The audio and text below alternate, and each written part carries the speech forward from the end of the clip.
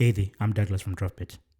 In this tutorial, we'll explore the text input component, a fundamental building block for capturing user input inside your applications.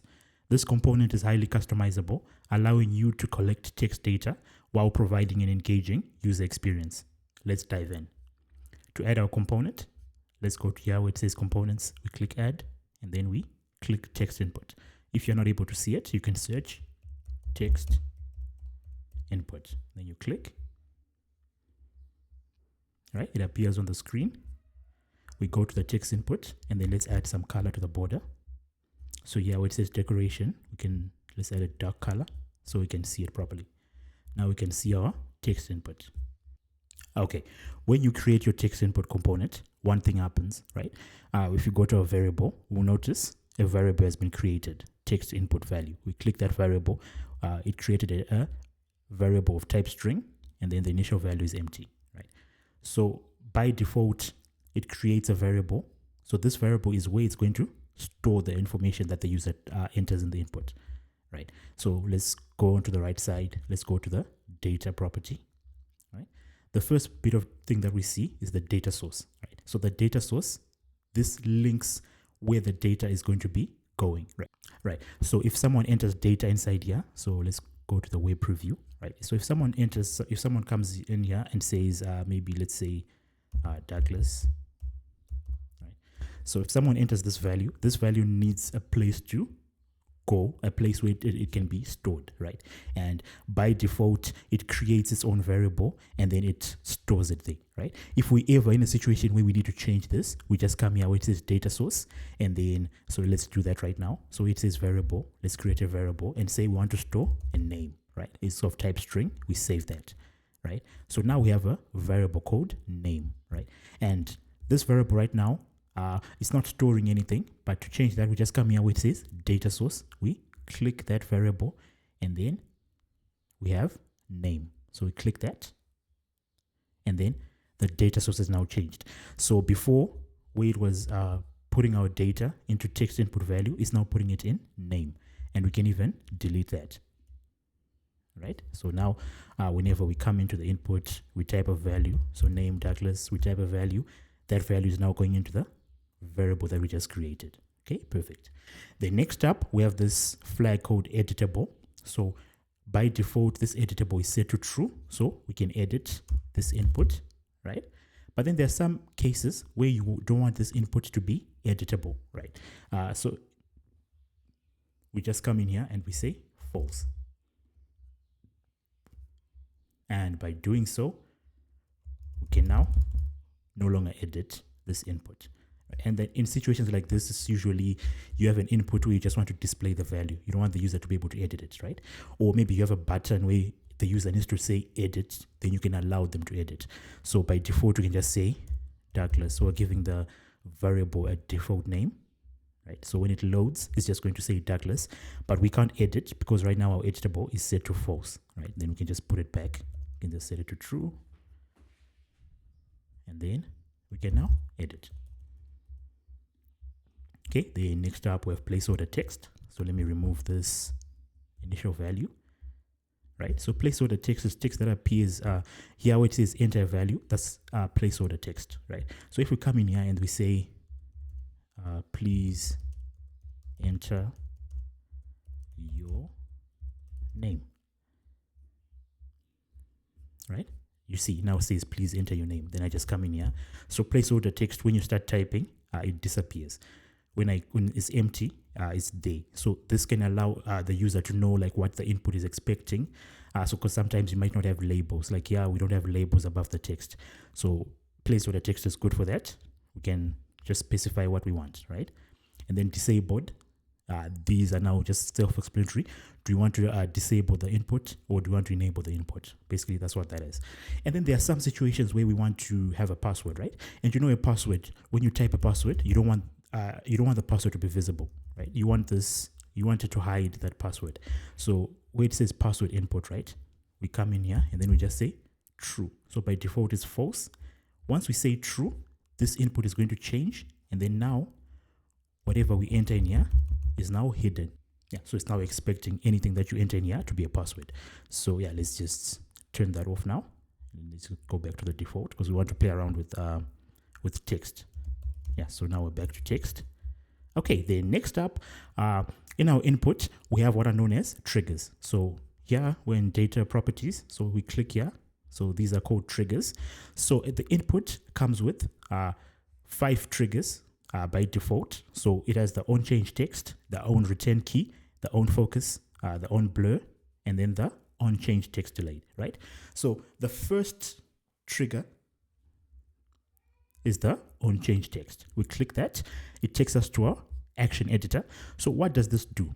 This on change text basically just means anytime the text changes, what do you want to do, right? So anytime the text changes, so that's why it's even, it's even telling you what it does. So on change text, anytime the text changes, I want to set the variable name, right? So yeah, I want to set the variable name with the new text input value. So whatever the user has entered here, I want that value, and then I want to set it to the variable name of name. So this variable name that we created here, name, I want to set that, right? And how can we see that this is happening? So we come here where it says set variable, and then below that we're going to console log. So console log just means that you want to display whatever is being put here. You want to display it inside the console tab. So here we want to display the new text input value, right? We close this, we open our console logs, we clear them. Yeah, usually they have a lot of things in them. Okay, so now when we come to our input and we enter any data, you're able to see it in the console log. So this runs every time the text changes. So basically anytime any character that you input is going to, this trigger is going to run, right? Then the next trigger is called on return key, right? Runs when the text input is submitted. So there's a feature that these inputs have, right? So when you say Douglas and then on your keyboard, you press the return key. So this is what you can call the enter key or the return key. When you press it, right, it submits and you see it goes out of focus. So we can also tie a trigger to this. Like, what do you want to happen when this happens? So we go here on return key. Right now, nothing is happening, right? And then let's just console log so that we can see how it runs. And then here in the input, right, instead of displaying something, let's just say return key pressed. But yeah, you can put whatever you want. You can make a call to the backend. You can send your data to the database. You can do whatever you want in here. But right now, I just want to show you that you can console log to the screen. So let's clear everything. And then let's say hello, right? Let's go and change text, and then let's delete this so that it's not showing, right? So we have a clean slate. So in here we say Douglas. So right now we have a clean slate, right? When I press enter, this is going to run and display Douglas. So enter, return key has been pressed, right? So because that's what we specified, right? So in here we specified return key has been pressed, and that's what it displays. This is called on focus, runs when the element is in focus. So anytime you load the screen, when the element goes into focus, or when you click this element, you see right now the element is in focus. When you click outside, it's now out of focus. So these two, they go hand in hand. There's the on focus, there's the on blur, right? So on blur is when it's out of focus. On focus is when it's in focus, right? So in focus, out of focus. And same thing that we did on return key, we can also console log and you can see, right? On change text delay, runs after a given delay when editing has stopped. So when I start editing, so I say Doug, right? Before I say Douglas, it would have ran, right? Because there's been a delay, right? So let me just quickly do some console logs and then I'll show you how everything works. Okay, perfect. So I now have console logs on focus, on blur, and on change text delay. So you can see everything, how it works, right? So on focus, right? When this comes into focus, right, element is in focus, right? I have a console log there. So when I click outside, element is now out of focus. So I click outside, element is now out of focus, right? And when I'm typing and then I stop for a bit, element text delay is going to run. So I say Doug, then I stop, text delay runs. So, the purpose of this, right, it's not to show you that it's logging to the console, right? The purpose of this is to show you that you can come to any of these triggers and you can do a certain action. So on return key, right, you can come in here and then you can say, right, API request. You can make an API request to the backend, right, based on the value that has been entered, right? So that's why these triggers are there. You can do whatever you want with them.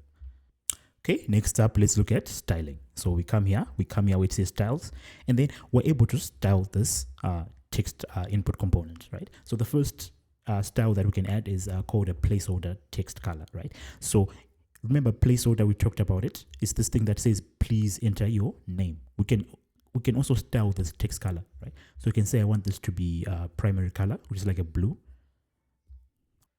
Okay, then I've now opened an Android device. So underline color, right? So right now, let me just type something. So I'll say Douglas. You see this cursor is now red. So selection color here also works. So if I long press, you see it's highlighted red. So now for underline color, if I come here and then I say, so underline color, let's just have this brown color. Right? So you now see that there's a brown color below the text. So if I say hello, you now see there's a brown color here. Let me just pick a brighter color so we can see. So let's say red again, so you can nicely see it. Okay, as you can see, there's now an underline in the text. And then in addition, we can also play around with the layout. We can play around with the fonts. So the font of the text that you'll be entering in here, we can play around with the size, the color. So basically we can play around with all these properties, right? Okay, and now we have everything back to normal, right? Finally, let's take a look at the configuration properties. So if we come here to this tab, this is the configuration tab, and then we have a lot of properties that we can play around with, right? So the first one is the component name, right? So the component name is how this component is going to be named. It's going to be named in the component tree so that we can keep track of it, right? So yeah, right now it says text input. So let's just call it text, right? We do this and then you can see it changes, right? But then text doesn't make sense. Let's just put it back. Okay, let's say text input component. Next up, we have change text delay. So this affects that trigger that we were looking at before. So if we go back on triggers, there's this on change text delay. And you remember when we entered a value in here, right? And then we stopped. So when we said Doug and then we stopped, right? A delay occurred, right? So yeah, that's where we come in and then we specify how long do we want that delay to be, right? So 500 milliseconds, we can say, we want it to be, 1000 milliseconds, we want it to be 5000 milliseconds. We can specify that here. For us to be able to see this in action, we need to open a device. So yeah, let's open an iOS device. So basically what the autofocus is doing, right? It opens the keyboard automatically and then focuses on the input. So you have your app, you open your app. So you open that certain page, right? So yeah, for example, you have a search page. You click the search page. As your app navigates to the search page, you automatically open the keyboard and the user just types in what they want to search. So that's the use case that you could use this for. So let's run the device, right? But then when we turn this on, the autofocus, right, it's going to refresh and then the keyboard is going to automatically appear, right? So that's what autofocus just does, right? And then max length. So right now our input, we can enter whatever we want inside our input. Okay, so let's go back to our input. We can enter whatever we want. There's no limitation, right?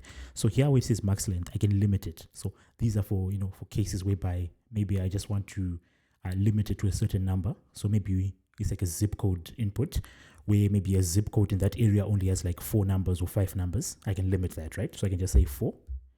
And then, so whatever goes in here is now going to be limited to 4, right? So if I do 1, 2, 3, 4,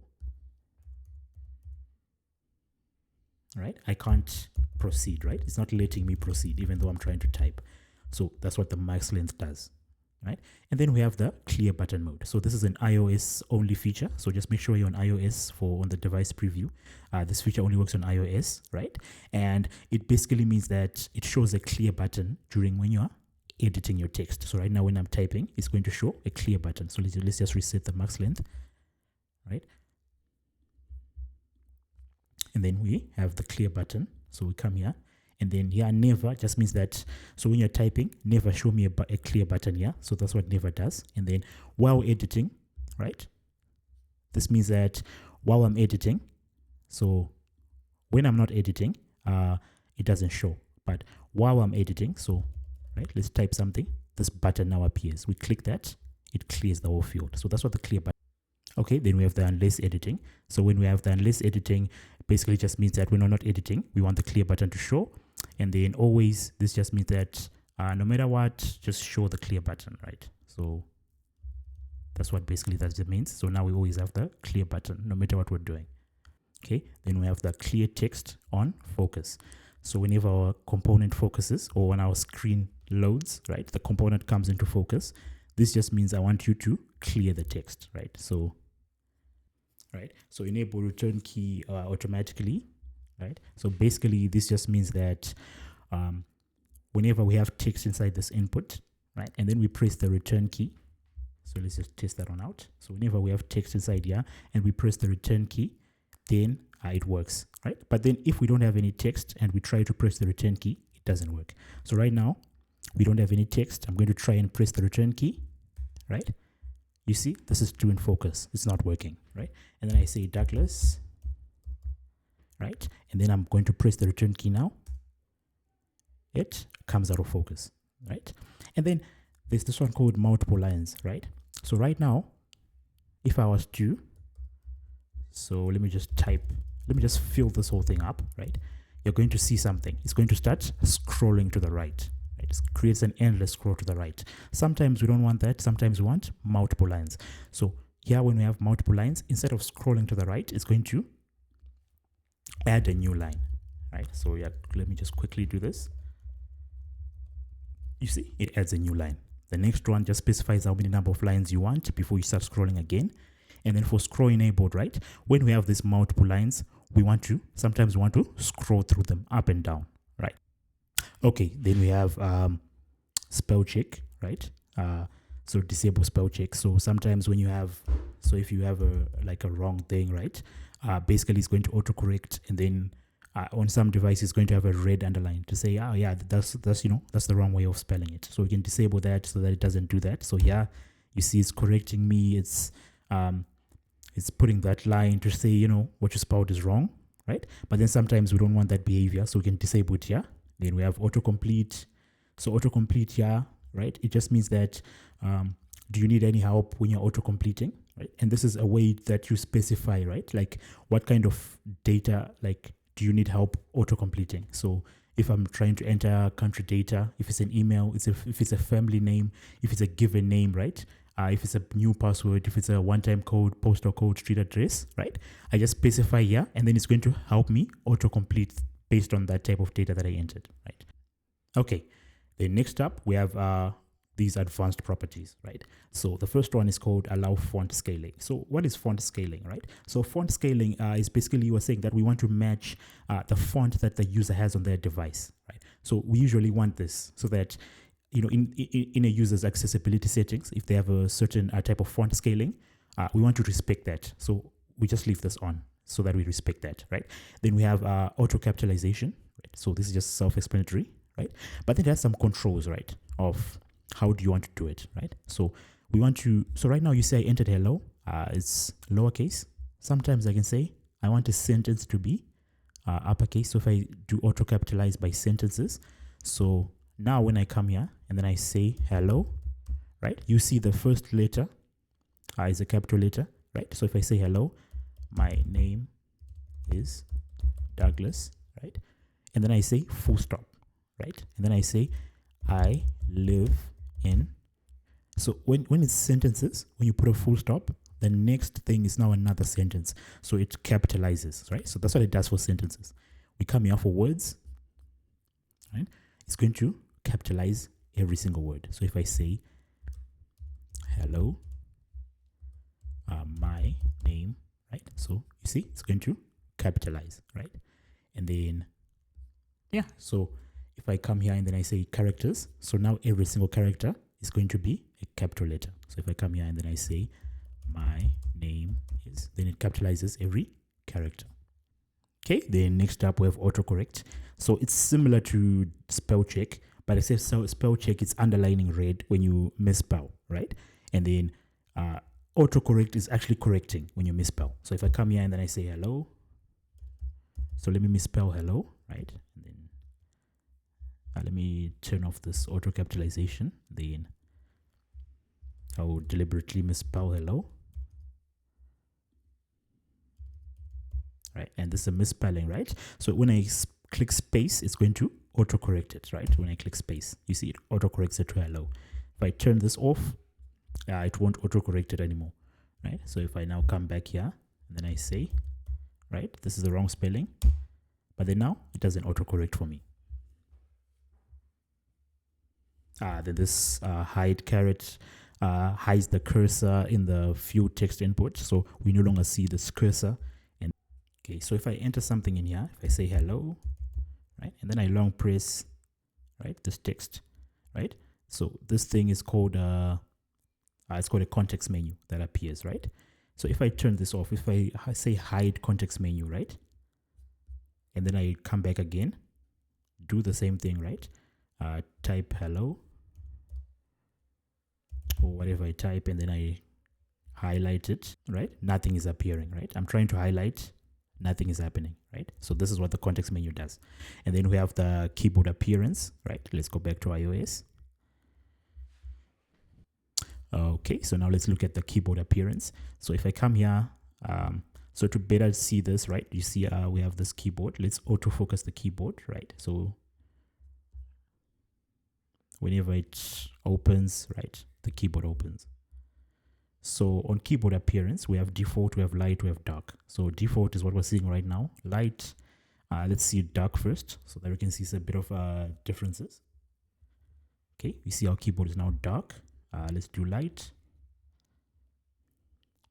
And we now have a light keyboard. Then we have keyboard type. So keyboard type selects the kind of keyboard that you want. So appearance, it gives us light, dark, so it's basically just styling and backgrounds. And then keyboard type is selecting the type of keyboard that you want, right? So I want a keyboard for email addresses, numeric values, a phone pad, right, for example. So right now this keyboard is basically just for text, so this keyboard can support everything. Sometimes when someone clicks, I want maybe a numeric keyboard. So let's see what that looks like.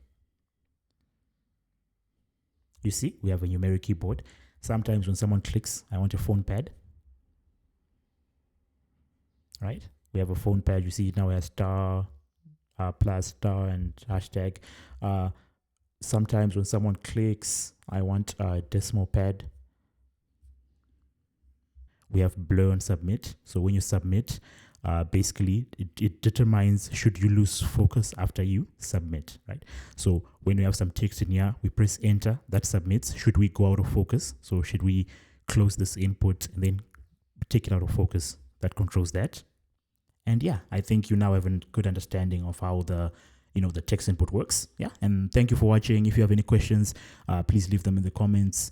Please like the video, please share, please subscribe, and yeah, see you in the next video.